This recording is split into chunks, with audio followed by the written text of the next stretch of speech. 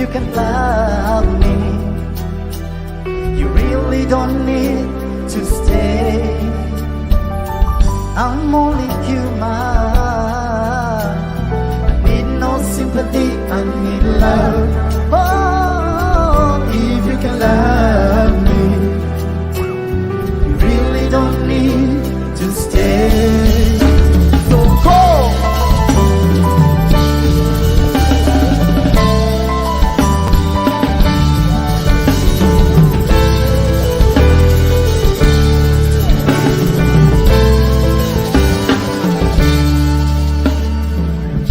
All you may need to know. Good evening. This is Likuyani Eli, and of course, the program is Against All Odds on the Hangout with Eli. Tonight, on this weekend, we take a walk in somebody that you think you know better because of the interaction she has with most of you. And tonight, my guest, I will let her do all the introduction for herself. For the very first time on Eli's Hangout, let me introduce Victoria Nkata. Good evening, Victoria. How are you? Good evening, Ellie. I'm fine. I'm overwhelmed because you didn't set me up for the video before you. I was just like, what? I did some digging. Yeah, Some CIA work, and I came clearly. out with a little bit of things that look like you. Clearly you did. Clearly you did. And I like the baby face though. anywho, how are you today? I'm great, and for everybody that is joining us, remember this is Ellie's Hangout every Sunday from 7:30 p.m. Central European Time, and of course 9:30 p.m. East African Time. My name is Likuyani Ellie, and my guest is Victoria Nkatha. Victoria, quick introduction of yourself, please. So my name is Victoria Katha. I am currently a master's student, studying innovation and business development. I also work in property management, and I also work as a sales assistant.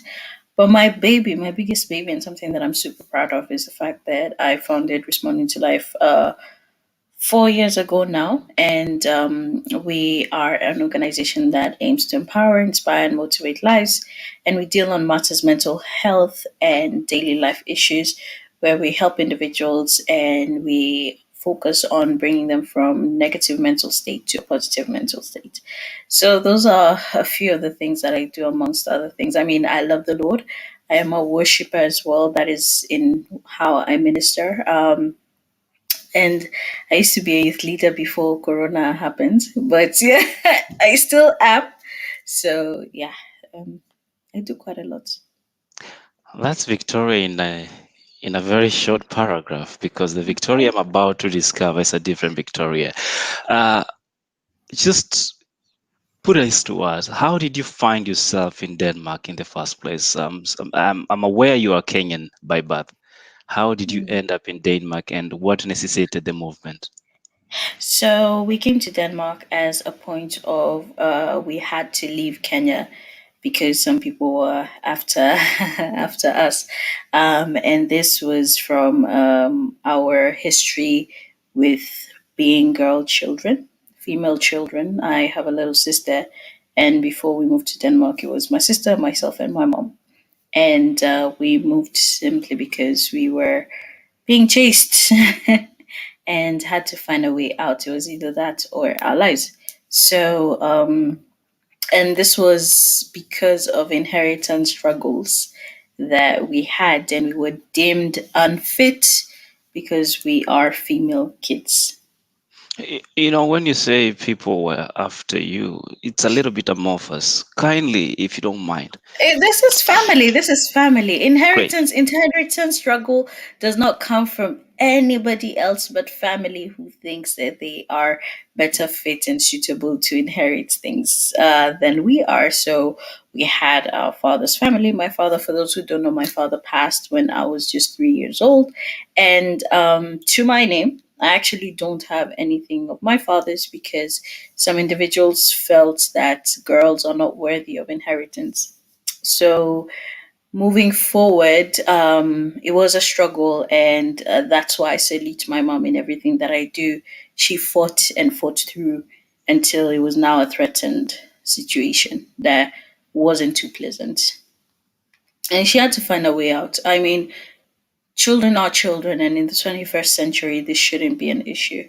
However, it was. And also knowing some systems can be very, very corrupt, some things weren't ruled for her. And also, when you're very young and you have to fight, sometimes it really takes a toll on you. So I highly salute my mom for that. Vicky, you mentioned earlier on about the passing on of your dad, and Hmm. am trying to figure and wrap myself around it. At Hmm. that age, exactly what age was it when you lost your I dad? was three. I was three. And can you barely remember anything about this I handsome remember man? Because glitz and I have some history there and here, but I mean I remember glitz and bits, and this was a lovely man, and um the love and the glimpse and the pictures that I have were beautiful, and even hearing my mom speak out of it, it was something that was very, very beautiful, and up until date, something that she really reminisces on, and it really makes me miss him more, to be honest. great. Um, that is something that any child will wish for. It's to actually get to know their father. I believe that, Hmm. unless you Hmm. had a very abusive relationship. But it also breaks my heart to realize and learn that the persons that were supposed to be your closest family from your dad's end Hmm. Hmm. equally necessitated the reason why you had to, if I should say, run away from your mother's land, and to just make us understand why. There are stories hearsay and they say, but what is this about forced marriages that were happening then?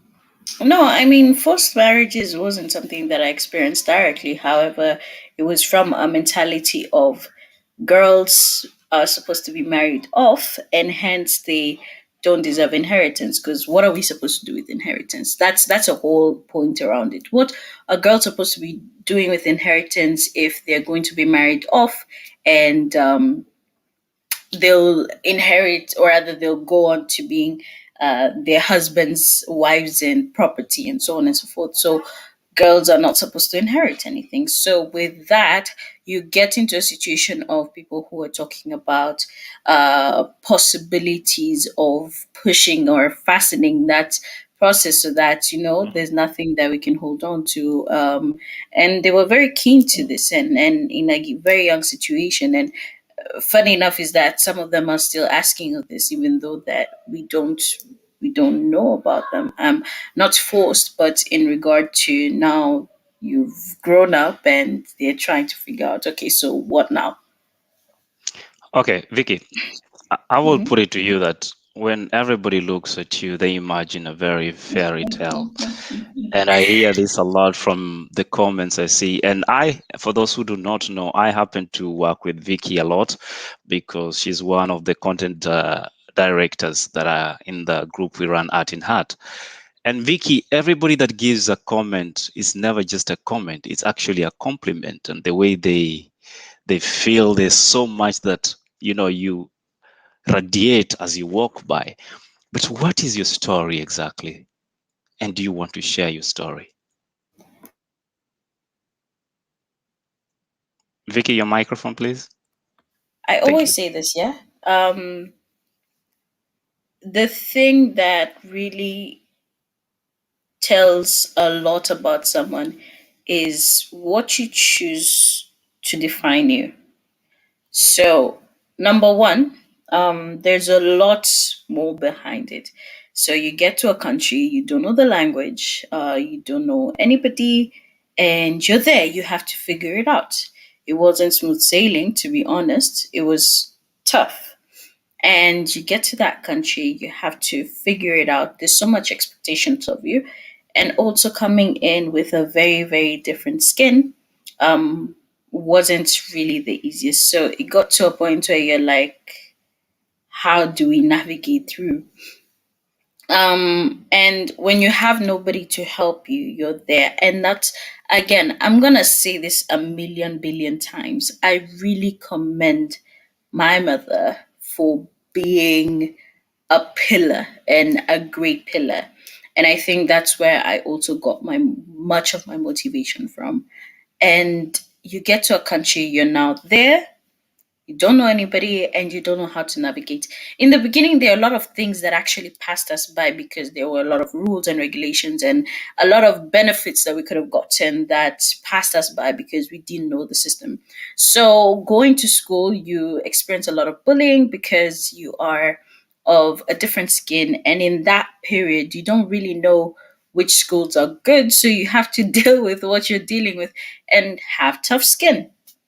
And people love making fun of your accents, of your skin color, and these are kids. You can't really you can't really blame them, and so on. Or and worst enough is that you get to a point where a teacher tells you that you're too ambitious, and this is based off of your background.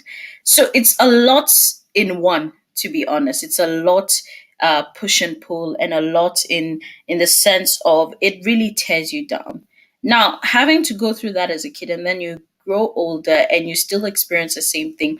I've been in a situation where I've been in a class, and in uni actually, and one of our colleagues and students was like, I cannot employ, and mind you, we are a minority, and it was, I think I was in that class with a friend of mine who was also black, and we were having organizational behavior, and my friend and this classmate actually stated, I would rather employ underqualified white people than employ black people. Such comments, when you're in a situation, these things actually pull you down more than you actually think. And sometimes to build that strength does not come out of just being strong. It's not nature, it's life experiences that teach you how to be strong. When you go through the worst of the worst, life teaches you how to be strong. And I don't like the fact that a lot of people, um uh what's it called, glorify struggles and glorify strength, in the sense that to be strong we have to go through things. Strength should be out of the fact that you're alive and you're not giving up, but in the sense of I have to be going, or rather I have to have gone through the worst of the worst to be able to be strong. I feel like a lot of people glorify struggle, and it shouldn't be like that. So moving forward, you're there, you don't know whether to go home because you can't go home. Things have been shifted against you and your family. You turn 18, you still can't appeal the case because then you've been away for so long, you don't even know the system. You want to have a sense of identity within your parent who has died. You want to own up to his name. You want to make him proud, and so on and so forth, but you just don't know where to start. This is also all this put together. Um, I chose that it's not going to tear me down. So, in the sense that, okay, fine, we're here. So then what? If I hit rock bottom, then what does that help me? That was literally my mentality. And this is also why I discuss about mentality a lot. I had a support system which a lot of people do not have. I had my mom, I had my sister, and a lot of people don't have that. And that's why also responding to life's biggest thing is to be able to a support system to people who lack that. Now, imagine they're also going through their struggles. We literally had to fight for each other, and that's why we're also very close knit. Now you go through all that, and you really have to now come up to the point, and again, it is a choice. You have to come up to the point of, I need to take my experiences and let them be the greatest motivation ever. Thank you. So, Just a second, mhm, Vicky. I know mhm, you wanna expound on that, but let me ask you something. You talked about mhm. bullying Yeah. and the fact that there was outright racism where people will tell you off based on your skin color. Mm-hmm. Growing up as a lady, I managed Mm-hmm. to see a few photos here and there. Did the changes of growing into a lady Mm, matter to you in terms of how people would relate with you or how you'll feel in your body? Because these are mm, things that a lot of ladies at your age struggle with. mm. And I is it, mean, yes. I have so much. I really can't even express it a lot, like enough, because number one, I was in a class where I literally was the one with the biggest body. Now that was when I was much younger. I had the biggest front, I had the bigger physique, and so on and so forth. So a lot of people were questioning why is she like that, and you'd hear kids be like, "Why does she look like that? Why is she this big?" Well, you're going to school and the other kids are like very small and petite, and I have a huge physique, and it seemed as if I'm odd. This was back when I was going to a school that was predominantly like very small, like, yeah. And then in another situation, I got into a relationship where somebody kept on asking me like, why can't you go to the gym? And it's not in a motivational sense, it's in a sense of you're too big and constantly just pulling me down. Now that played into, and then imagine this is somebody that claims to love you, or and you claim to, love as well, and they're constantly nitpicking at you and the way you look. So that played a huge role as well, and it really dug into my self-esteem to a point that I didn't even notice. Funny enough is that my family noticed, but I didn't notice it. I never noticed it, and this is the problem. A lot of us don't notice these things until somebody from outside, or rather when you're outside of it, then you end up noticing it. I didn't notice it until much later, but my family actually knew, and they were like, why are you struggling? I remember I was drinking water for like, I don't want to eat. I was neglecting myself for food. I really woke up early in the morning to go to the gym, and sometimes I'd get dizzy. I remember at some point I was even falling. Like there's this one day at work that it got to a point where I even had physical health issues simply because I was depriving myself of food. I was overworking my body, and then they literally called the ambulance for me. I was stressed and so on and so forth. And they literally called the ambulance for me while I was at work. And I'm like, man, what am I doing to myself? Some things you don't have to push that far. Now, imagine, let's say, for instance, if I didn't get out of the relationship, or let's say, for instance, if my family didn't notice, or let's say, like a lot of scenarios, where would I have been? We probably wouldn't have been having this conversation. You probably wouldn't have met Victoria because I'd probably be 6 feet under. I really was pushing myself. Now, on top of all these things, you have the normal struggles. You have school, you have this. What was I doing to myself? And this is something, and that's why I always say responding to like really relate, and it's something that can be able to relate to people. I don't speak of things that I do not know well. And sometimes, as you said, people would look at me and then think, oh my God, this girl is doing so well. She got her nails on check, she got her hair on check, she drives, she does this. And that. There are things that we don't put out there because it really sometimes gets to you, and you really, once you've dealt with it, you really want to help other people out of it, simply because it is trash to go through certain things. It is hell. And I kid you not, getting to a point of you killing yourself at the gym because you want to please somebody. You're not doing it for you, but you hear somebody tell you that they love you, but no, you have to get a flat tummy. You have to do this and that and that and that. Hearing someone say that, you really get to a point of having a very, very low self esteem and you don't even know it. Right now, I can eat until I finish, until and if I add weight, I will buy better clothes. I will buy bigger clothes. You will not come and stress my life.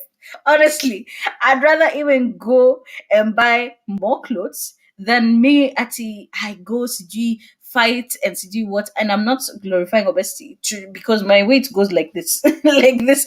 And there's a lot of factors when you're a woman. There's hormones. There's this and that and that. To be honest, I have gotten to the point where if I have short hair, if I have long hair, Jolly Kwan and Yambe, they like me in long hair. I'm like, and I really wanted to keep my hair long because I want to please. To hell with it. Right now, I come as I am. If I feel like going to the gym, it's me going to the gym. If I feel like not eating, it's because I don't want to eat. If I feel like I want a burger, I will go. Okay, I don't like burgers, but you get the point. I'll go get a burger. If I feel like eating fries, I like loaded fries. So if I feel like eating loaded fries, I will eat loaded fries. You won't come and kill me because you don't like the way I look. I will not die for you and to please you. I will please myself. And like I said, if I get bigger, I buy bigger clothes. If I get smaller, I buy smaller clothes. Isn't that what I'm working for? Well, as you try to buy bigger clothes, we also talk of bigger problems. You are very passionate about mental health and Mm-hmm. things that go with it. Have you been, I will not call it a victim, but a patient of mental health in terms of depression? There is an interesting story, probably you and I have shared on, off screen. Tell me about Maureen and how it affected your life. So, Maureen was my best friend when I was very, very young. Now, the depression story is not connected to Maureen, but I'll explain. Now, Maureen was my best friend, and we had so many plans. For those who've known me before, I think 2014. No, I kept the name for a while. So a bit after 2014, Kidogo, end of 2014. And she died 2007, I think. I took her name. And for those who knew me before, my name was Vicky Maureen. Everyone knows me as Vicky. Everybody knew me as Vicky Maureen. Until today, there are people who think Maureen is my real name. For those who knew me then. So they really loved, like, I really loved the name because, and it's not because I loved the name, I held on to the name because this was somebody that I truly, truly cared for and I truly loved. And mind you, I was so young. I was very, very young. I think, I was 10 or 11. And I kept it for a very, very long time until I grew older. So you can imagine over 7 years, you're keeping somebody's name and you don't even realize why. It's because there are levels. We've talked about grief before, yeah? There are levels of grief. And before you get to the acceptance and accept that you want to finally let it go, it can take time. And that's why, even in the session that we were discussing about grief, we discussed like it really takes time and you don't give anybody a limit of time as to when they can overcome it and when they can get to a point of acceptance. So I kept the name Maureen. I was called Vicky Maureen. If you ask my mom, she was even worried because my two other names, Katha Mutai, were non-existent. I identified as Vicky Maureen on Facebook, on Instagram, everywhere. I identified as Vicky Marine. My email used to be vickymarine45 at gmail.com. I cancelled it. I even had another email, vickymarine at hotmail.com. So when I'd apply for jobs, they would send me emails at Vicky Marine and they're like, what the hell? So I kept that. That was me because my family used to call me Vicky and then Maureen. There are people who didn't even know me as Vicky or Victoria. They knew me as Maureen. So, and there are people up to date, they call me Maureen. And I have to answer because it was my identity for so long. And that was out of the fact that I lost a best friend who I really, really cared for. and I couldn't shake it off. To be honest, I really couldn't shake it off. I got a new best friend in 2014, around end of 2014, and that's why I actually changed my name, because now I realize that I really need to let go, and I really need to accept and move on. So I really looked up to Marina. I really loved her, and we had so many plans. And to me, it was beautiful. And yeah, now the depression story was more related to my academics, and also being able to balance the whole settling in. And there was a point in my life that I didn't get into, into the course that I wanted. And I really thought, like, because anybody who knows me knows spirituality and academics, those are the two things that I thrive in. So, with that said, I knew I cannot fail when it comes to spirituality and academics. I'm book smart. That one I know. And it's not even with pride. I've always been book smart. And I knew in terms of spirituality, even before I matured, I was very, very well knowledgeable when it comes to the things of God. And, I used to be a leader very, very young age. I started out by dancing when I was very, very small. So I got to a point where I had grown older. So growing older, life always hits you where you least expect it. So I went through a situation where a relationship ends. That I don't care. And No, you now, cannot say you don't care about relationship, no, but let for me tell now, I you, let let me it tell pass. Wait, I actually didn't like that's the type of person I was. I was like, you know what? If a relationship ends, it's God. I am so sorry for if you're watching this, but if a relationship ends, it's a point of God saving you from what would probably already have been problematic because that was not meant for you, and you keep it moving. Akimio Songambele Kama Injili. I kid you not.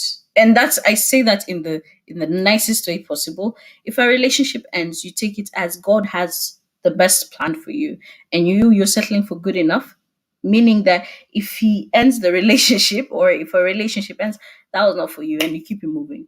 What is meant for you is meant for you, and we always go by God's will. I am a firm believer of God's will, and if you're not God's will for me, sorry, I will not sit down and sulk and cry over you not being God's will for me. That's just it.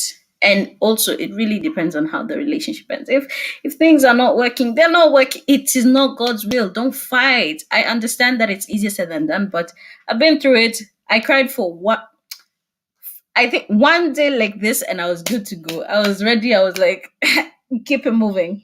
You I surprised can't. me. I do not envy your future boyfriends. Anyway, I want to talk more about this, and of course, there's something I want us to talk about: anger and how And you manage this. Yes. Ellie, wait, I had not talked about the depression part. Yes, I we're gonna. digressed That's a why I bit. said we're gonna come back into it because I want to just be able to make sure we are all on the same page. For those who are joining us, remember this is Ellie's Hangout every Sunday from 7:30 p.m. Central European Time, and of course that is 9:30 p.m. East African Time. This is Ellie's Hangout every Sunday from 7:30 p.m. We take a short break. We'll be right back after this. So it is alarming at how much people are separating and divorcing because people have started taking relationship to be just, people don't take the value and the vice that was there before, and when us we were growing up, separation, our parents never used to separate. They never used to go separate ways because it was a taboo, it was forbidden, it was unacceptable. In fact, in my Kikuyu tradition, if a man decided to take us another wife, he was not allowed to leave his first wife. He could take another wife but still maintain his first wife as his wife. So there wasn't so much of breakups that are there that we are seeing today. I do agree with Nyokabi. Just to put it into perspective, 48% of all first marriages end in divorce, and that 79% of women and 89% of men usually have that opportunity to go and remarry. 68% of these remarriages always include kids. You correct the behavior. you beat the behavior and not the child. But when it comes to punishment, you're attacking the person. I'm punishing you because you did 1, 2, 3 things. If the couples that are involved in the family are able to show love unto each other and be able to commit unto each other and be able to communicate openly and truthfully, then the kids will be able to emulate the parents, and we shall be having a well-blended family. Yes, 48% is a big number. I will not dispute with you that 48 is quite a huge number. But then again, that's the families that end up in divorce. These are relationships that are founded on the wrong foundation. These are relationships that goalposts shift inside the relationship. These are relationships of people who are not fully committed to the relationship. One party is not, the other party is. And these are relationships of people who just don't want to do the hard work.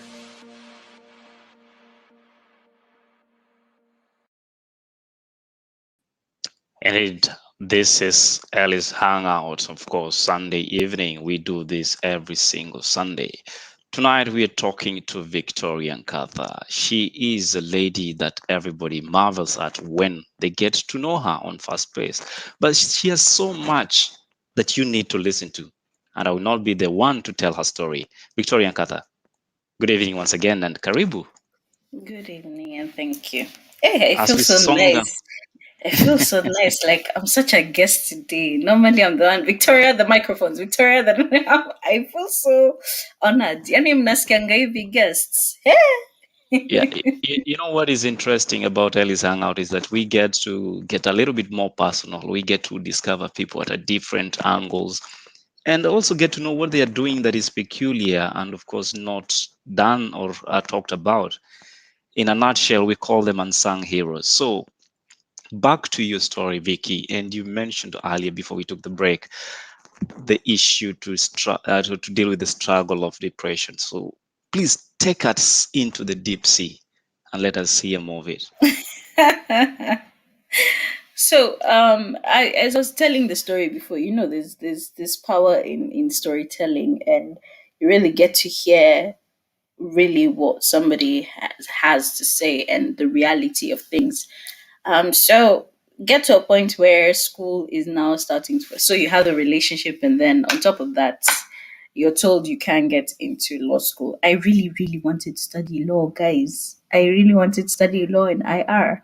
But again, being somebody who operates under the grace of God, law wasn't for me. But just like Chongumu, being hard headed, I really, really wanted to get in. So when I didn't get in, I took it as, again, point of mentality. I took it as if, oh, am I stupid? Why can't I get into school? I've passed all my courses. I'm book smart. Nini, nini. I started questioning my skills. I started questioning my capacity. I started questioning so many things. Hiya. I decided to go for general courses. General courses where I felt that, okay, so if I'm not getting into school, so probably means I'm stupid. So I decided to go for general courses. I never knew I was supposed to study business. Actually, that would have been my last option. But I applied for business. Something told me apply for business. And at that point, I had spent a year doing general courses and feeling stupid, feeling defeated, and I was depressed without knowing. My mom noticed, and she was talking to me, but you see, you're denying. You're like, you can't be depressed. You're not white. I called it the white man's illness. I never used to believe in depression, and this is the mentality that a lot of us have. My mom, being in the healthcare system, she knew these things, and so I never knew about all these things and mental health issues. I denied that a black, strong, independent black woman can have depression, can have mental health issues. Nini, nini. Like there were just a lot of things that were going through my mind, and until it got to a point where I really was, number one, you have bad self esteem because of your body.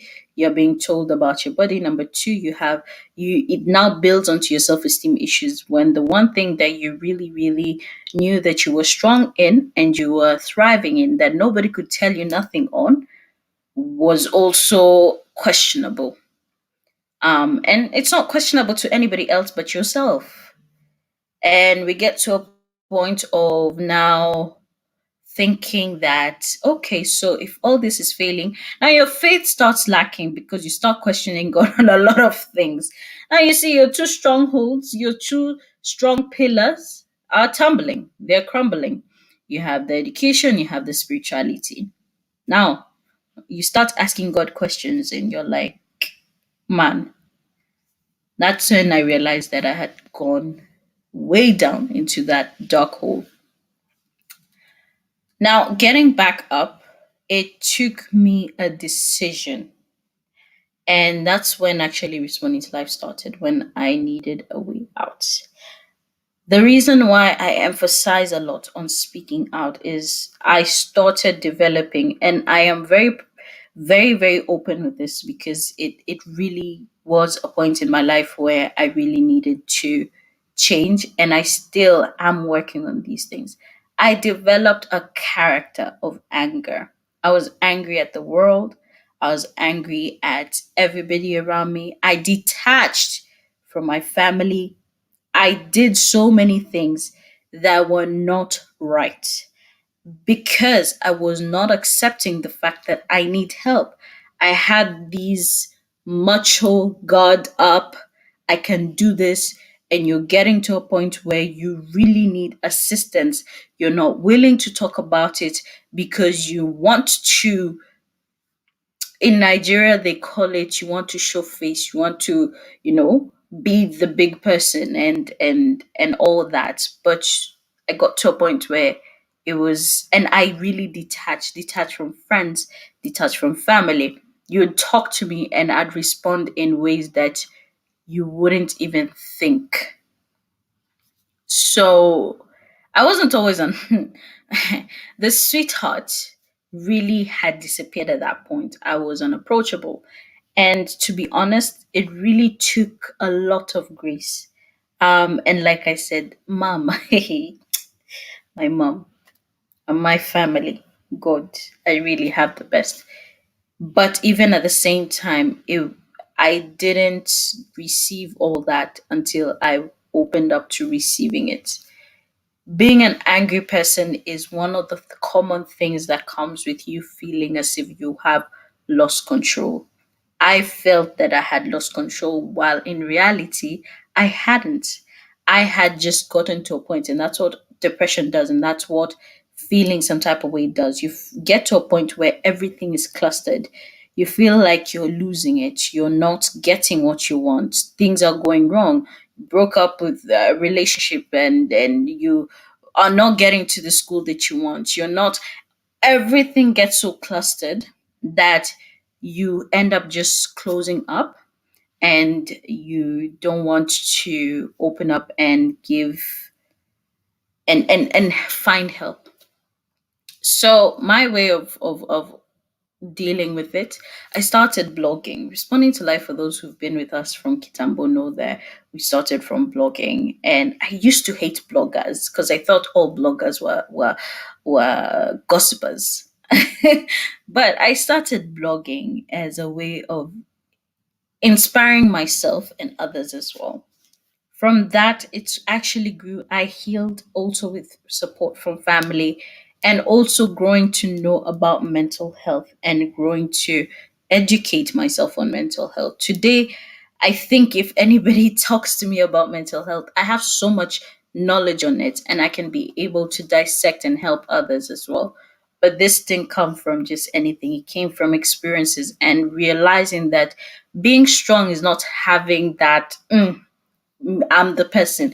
Being strong is actually admitting to the fact that things are not going well, and I do need a helping hand, and I do need to reach out, whether that's family. And if you don't have family, it could be friends. If you don't have, and if you don't feel like you have friends, there are support lines and organizations such as Responding to Life that can be able to help you through, because we do understand. And when I tell people that I understand, people don't think, because again, like I said, people really think that my life is glamorous and shit. Well, now it is, but it hasn't always been like that. It hasn't always been positive. It hasn't always been happy. And there are things that I'm still working on, because some of the things actually did stick with me for a very, very long time. We talk Responding to Life and all that, but you realize that some of the things actually did stick with me, such as reacting to life. And it's something that Responding to Life has also taught me in the process, how to respond and not react. There's a lot about emotional intelligence, because I ended up, funny enough, is that I really used to be very emotional intelligent, and that switched because of how life threw hardballs at me. And now I'm now relearning again how to be emotionally intelligent and how not to carry my emotions over here. You understand? And how to be very, very responsive and not reactive. And these are things that, we keep on learning, and we edify others as well. So it really took a toll.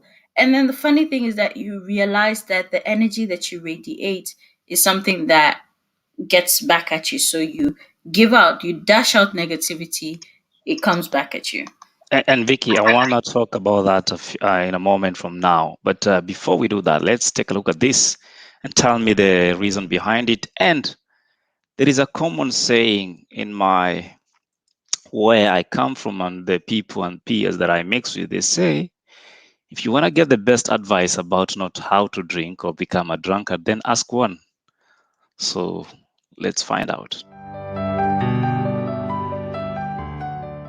If the shoe starts pressing you, you do not force the shoe to stay and to fit. The thing that happens when you force the shoe to fit is that it's either you'll tear the shoe, which most likely won't be the case. The other thing that would probably happen is that you'll hurt your feet.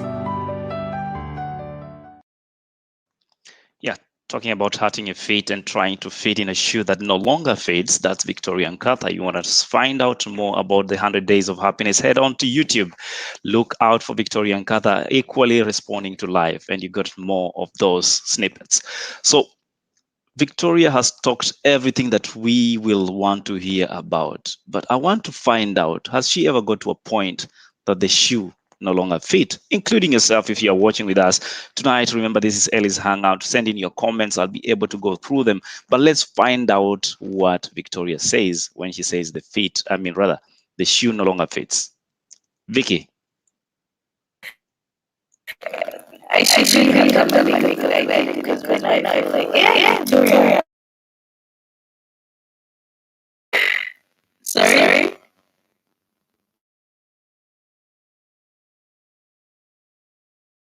Kindly fix your end of audio because there's a lot of cracking so that we can hear you, please. Meanwhile, let's allow Vicky to sort that out, and let me read out your messages. We have, okay, that is Wambui trying to give out what the topic is all about. And then there is this one here. And of course, I know why I cannot be able to see your name, because you have to agree to the terms and conditions of StreamYard if you're watching from a Facebook page, or rather a Facebook group. And this says free modders like me will come for comments. Anyway, all the best. Great there. Let's see. I have a comment from I have this comment here. Okay, it came earlier on. Again, Wambui, big bodies, we suffer, but can never change the gene thing. That is very true. Edwin Aboko Shishwini James says self-acceptance saves a lot in that situation of body shaming. Kipuroda, something I went through too, and yet I was 65 kilos, but still was too fat for them. I don't know if Vicky, you've been able to manage your audio. Let's try if we can hear you now. Can you hear me now? No, it's terrible, Vicky. You have to do something about it. You know how we do it. You are a technician. I'll let you handle it. Meanwhile, keep sending in your comments so that we can be able to to have a conversation, all of us. And remember, every single Tuesday, I do have a show for the men where we discuss issues to do with men. Let's see what we had last time. There will be other competing outside factors that will affect your relationship. Like you have an issue with your partner, the first thing you do, you run to your friends, you run to your sisters, you run to your peers to get advice. We have weak men out there, and there are men who are weak in all areas. So probably talking to somebody else about your sexual experiences in bed might have been their way of getting the other woman. I don't know. So I will not sit and defend that. Masculinity is the nature of a man. Do we create nature? Even as we say that the boy child is under siege, we need to ask ourselves, how have we brought up this boy child that we're talking about? Is it the Kababa generation? As long as it's the Kababa generation, we will always have problems. Definitely, we have those discussions every Tuesday in the men's section where we talk to men and issues about men. Let's find out. Victoria, how is your audio now? I am trying to see if it's okay. That's perfect. Oh, We can now hear thank you. you. Great. I cannot really recall. Yeah. So I think the last thing that we were discussing was the shoe fitting. And the thing is that in every situation, it really takes a lot of courage to move from a situation that is not appealing to you. However, what I also said in the video is that, you see, a lot of us really, really want to put ourselves in situations where we are trying to make things fit because we're so used to it or they're more suitable for us. For instance, now that I've gained weight, am I supposed to still wear the clothes that I was wearing before? I can still wear them, but chances are it's either they will look very silly on me or they will end up tearing. Same thing applies to life. If a shoe is too big, when a kid is growing up, their shoe size becomes bigger. You don't try to put your child in shoes that don't fit them anymore because chances are the child will have wounds on their feet and they will have or else the shoe will just tear off. But many times it's not the shoe tearing, it's the feet hurting. And this is what we do to life. In very many situations, we end up saying that we place ourselves in situations. This could be a work situation, a school situation, a relationship situation. We want to force things. We want to force a situation to apply to us. We want to force that it's working in the belief that yes, it's still gonna work even though you've suffered so many bruises that you're walking around with blisters and dents all over. And sometimes you just need to level up. Even though you've been in that situation for life, even though you've had that shoe for 2, 3 years, you need to accept that it doesn't fit anymore, or else you're gonna suffer a lot of blisters. Have you ever seen these people who even wear torn shoes and it's literally scratching their skin and so on and so forth? And they come home and they are bruised all over. That is what a lot of us do with situations in our lives. We come home, we're bruised. We have so many scratches. And it hurts. The next day, the moment you imagine going out without shoe again, you probably don't even want to go to work. A lot of us, the moment they wake up in the morning and they think that I have to deal with this man, I have to deal with this woman, I have to deal with this boss, I have to deal with this lecturer, I have to deal with this course that's too hard for me, I have to deal with this and that and that. You choose to stay there and you choose to deal with it, even though it's causing you harm. Remember, there is no situation that causes you harm that you'll ever be better in. There's no situation like that. Not this whole over glorifying struggle and saying, you know what, I'm strong, I can be able to deal with it. At the end of the day, it ends up harming you and you're lessening your life value and your own self value because it goes in and deals with so many things in your life. It goes on, takes your happiness away, takes your morale away, taking so many things away that you really need to look at, is this situation suitable for me? So many of us look at, for instance, job situations or education, and we think, oh, but I have to pay the bills. Let me tell you something. Being able to pay the bills when you're in such a situation will only go for so long. So what do you do? Would you rather risk I have let me even give you a proper example. There's a colleague of mine that has stayed in a situation where she really wasn't happy, and she stayed, and I left the workplace actually, because for me I wasn't going to stay, but she stayed in that situation. She continued working, and right now she's sick and she cannot go back to work. She can't even do any other job because it took such a toll on her. It dealt with so many things on her that she got multiple disorders and she's not fit for work anymore. Now, would you rather lose your job for 1 month as you look for another one, or let's even say 6 months? Or would you rather be in a situation that dents you for life, where you can never work again? Now you have to either depend on your friends, depend on your family, or even go to lengths of loans and so on and so forth, than you having actively decided that I'm leaving this situation because I cannot deal with this anymore.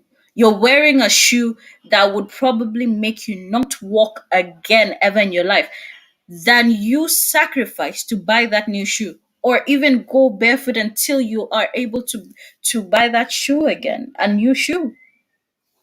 It really, this thing applies for life, and the smallest things that we see in life, growth and rain and so on and so forth. Some people would rather fight to stay in the car or stay in a house that they're not comfortable with than go out and be in the rain. It's it Vicky, this The smaller situations really do show us how we neglect life, because I'd buy a better shoe, but I would never go to a better situation. Doesn't make sense. Vicky, listening to you, I am tempted to remember one of my favorite persons that I always listen to. Is called Mr. Likuyani, and he says, uh, "Situations excite you. Things make you feel good, but people will cause you happiness, joy, or sadness. The people that we keep and hang around will determine the kind of happiness or joy we walk with." Have you ever been sad to the level of crying? Do you cry, Vicky? Your microphone. Ellie, yes, I do cry. Actually, funny thing is that you experienced me crying for the first time. Guys, Ellie saw me cry for the first time in his entire life just the other day. And I think he just had a look on his face. He was just there looking at me. And I'm just thinking, Ellie, say something. But I think he was just shocked. But yes, I do cry. I really do cry. And if you talk to my mom, Miss Susan, she will tell you this one is a cry baby. I don't, okay, fine. I don't cry for people out there. But my mom, when people frustrate me, I was having a very hard time at work the other day. And I called my mom and I was like, Mom, as a big woman as I am, I called my mom. And she was on the other end. She was like, what is this that is keeping on making you cry like this? Can't you just leave? I think she thought it was a man, right? Ah, no, no, no, no, no. Let me tell you, the day I actually had my breakup, the day that I was crying, I told you I cried for a day. I called my mom. I was like, Mom, I, my mom would probably tell you that I really am a big crybaby. Y'all see strong this and that. I listen to people's problems, but when I have to release, I literally call my mom and I'm like, Mom, I cry to my mom. She listens. I would literally sit down and I would look at her and I would like, Mom, I do cry, guys. I actually do cry. You might not see it out there, and that's why I say it's okay to cry. I've had grown men cry on my phone, and to be honest, I never judge anybody because they cry. It's a sign of strength, actually, more than it is a sign of weakness. People deal with their emotions in very many ways. These days when I'm angry, before I was really, really hands on, but these days when I'm angry, to be honest, and I can't do anything about it, let's say, for instance, if I'm angry at a boss or if I'm angry at a superior person, I end up shedding tears. Honestly, not because I'm sad, but because even I'm angry, I cannot beat you, I cannot curse at you, I cannot insult you. My things will just I don't insult people, I don't beat up people, but when you're just that angry that you just before I used to have anger that makes me shake. When I was those sides, hey Oko, when I hadn't dealt with myself, I literally had anger that would make me shake, and sometimes I would beat somebody. But then now I can't even beat anybody to save my life. But these days I'm I happy you just cannot beat me, and even better because we are doing this virtually.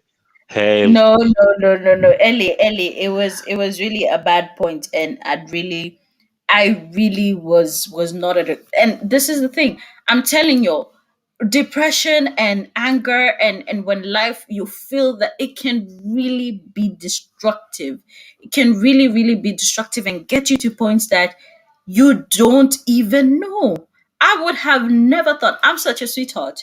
Like I used to be such a sweetheart, and then things changed, and then now I had to go back to my me being a sweetheart, honestly. And it took a process. The chapter in the book that I wrote was trust the process. And you guys saw it. Trust the process because life is full of ups and downs. And really, how you choose to take life and what you choose to pick out of it really determines your how you'll be. I have chosen to be a sweetheart. I have chosen to love everybody. I have chosen to be kind. Before, I didn't choose that. I chose to be very, very angered. I chose to be very, very harsh in my tone. I chose to be very, very physical. But I'd never, ever, ever, ever, ever want that for anybody at all. I would never, ever want anybody to come at anyone or resort to insult. I don't even know how to insult people, honestly. And by actively saying, I don't know how to insult somebody and I don't want to insult anybody, I really got to a point where I can't even call you an idiot, imagine, unless I'm joking with you. Me, I can't call somebody stupid. I can't. Vicky, let's Mm. we have 1 minute because of time. Um, there's this thing that I was talking to somebody that I consult with a lot of times, and it was talking about filling people's cups. Very quickly, 1 minute. Ellie, you can't fill from an empty cup, and sometimes it's good to say that you would take a break. I've taken so many breaks from 100 days of happiness because a lot of things in the background, a lot of people don't see what's in the background. I've taken breaks from responding to life because I just need to nourish myself. When the cup gets empty, I need to fill it up. Sometimes we wait until it gets empty because we get caught up in emptying it. We get caught up in people taking, taking, taking. But we don't realize that once that cup gets empty, it can actually be damaging if you don't take time to empty it. People are complaining at 1 minute early, Germany. Well, So unfortunately, Vicky, I know time is not on our end. This is purely what we do here, and no, no, I know. I'm just saying somebody's complaining, but I like know, right? Those people here who want, yeah. If you love what we're doing, kindly get in touch with us. Send us, your comments in the comment section. send us emails. Of course, this information is always available on YouTube, the As in Heart official, every single Friday. Remember, I do another show with Victoria and Katha, Nyanuka 254, Noreen Bat, and of course, it is always fire there. So do make time, join us there, and get to know what we discuss every Friday from 8 p.m. Central European Time. Of course, 22 hours East African time. The handles on Instagram, that is the As_in_heart. On Facebook, simply dial Likuyani Eli. If you love it, you can equally dial the As in Heart and you'll be able to find it. If you want to reach out to Victoria, who is our guest tonight, that is on Facebook, YouTube, equally on Instagram, that is Victoria_Katha, and she is the founder and speaker Responding to Life organization based in Denmark. Victoria, I know you didn't have enough time. Unfortunately, time is not on our side. So your parting shots as we stop discussing. I just noticed that one boy wrote that I feel like giving up after every 30 minutes. It's not easy. Thing is, boy, at the end of the day, giving up is not an option. Sorry. Giving up is not an option. You're allowed to take breaks, but giving up is not an option. One thing that we all know is that, and I always say, where there's life, there's hope. And as long as you're doing right in accordance to your will and God's desire for you, and you're achieving your purpose and you know what your purpose is, and for those who haven't known about their purpose, I will probably be doing a purpose course. But as long as you're doing that which is right for you and in aligned with God's will for your life, don't ever feel like you're giving up. And if you don't know what you're supposed to be doing in this life, think about the fact that the gravesites are probably filled with Einsteins and much, much more. And there are people out here who have great minds. You are a great mind. I don't believe that there's anybody on this earth that has been placed without a brilliant mind in whatever that is. And that's why we're unique. Otherwise, God would have made so many photocopies of Victoria or so many photocopies of Ellie. No, there's a reason why Ellie is Ellie, and there's a reason why Victoria is Victoria. There's a reason why Noreen is Noreen. There's a reason why one boy is one boy. It's because God has placed something unique within us for everybody. I'm sorry that I'm mentioning God so many times, but it is. I can't justify anything about me in any other way. But He's placed something that is unique within you. Utilize that and understand that life does not get hard. And once you look at things that you've been through as a source of motivation, think about it as I have been through this, I have worked through it. What else can't I do? God is going to place you in a position that you wouldn't even understand, but it takes you believing in yourself, believing in the sense that you have so much grace and anointing within you that the world deserves to hear. And whatever that you're going to live on this earth, you should not live with your cup still full, because your cup is still full. The reason why it keeps on getting empty is because you're not refilling it and you're not digging deeper in the source. Dig deeper, you'll find that which is for you, and God will bless you. Thank you so much, Vicky, for making time to hang out with Ellie on Ellie's Hangout. It has been a pleasure hosting you, of course, and for everybody that kept us audience, we appreciate your time. In case you're just joining this cast, remember this is Ellie's Hangout every single Sunday from 7:30 p.m. Central European Time, and of course 9:30 p.m. East African Time. Remember, you can always join me for other programs on Tuesdays, same time, 7:30 p.m. same channel. And Wednesday, of course, we discuss about matters, relationships, love, and what Victoria never wants to hear about, sex. So let's do this again on a Sunday next week. And before I leave you that, Victoria, I have this wonderful composition from a guy that I've got to discover the other day, and he's doing amazing job. Listen in and have a great night.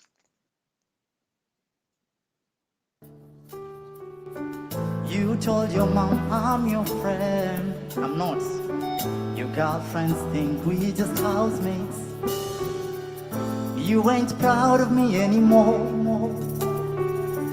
And I can tell you wanna go.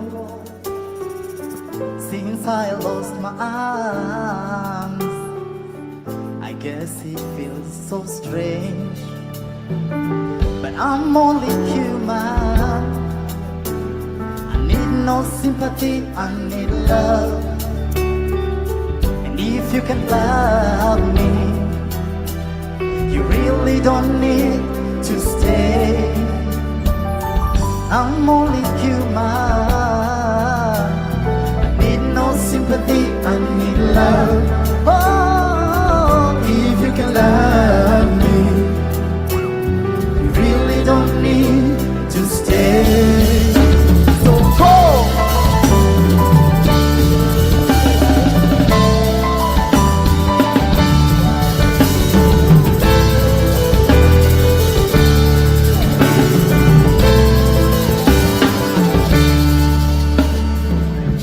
All you may need to know, I took a bullet for you. You didn't know, cause you have that. I didn't wanna tell you, cause I didn't want you to feel in debt. Oh, oh, oh, I need no sympathy, I need love. If you can love me, you really don't need to stay. I'm only human. I'm only human. I need no sympathy, I need love. Oh, if you can love me, you really don't need to stay. Oh, if you watch me die every day, watch me tear every time. You break my heart every single day. You tear my heart every time. Oh, hey!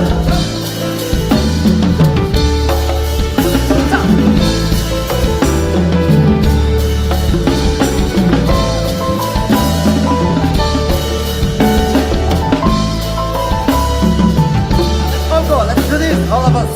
Ta-da-da-da.